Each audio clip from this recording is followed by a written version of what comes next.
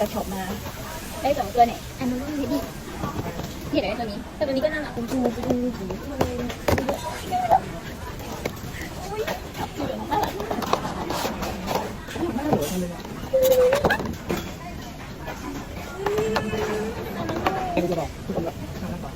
นี่มีการด้วยนี่ดูสิตัวเหลืองๆสิโอ้โหเหลืองเหมือนกันเป๊ะ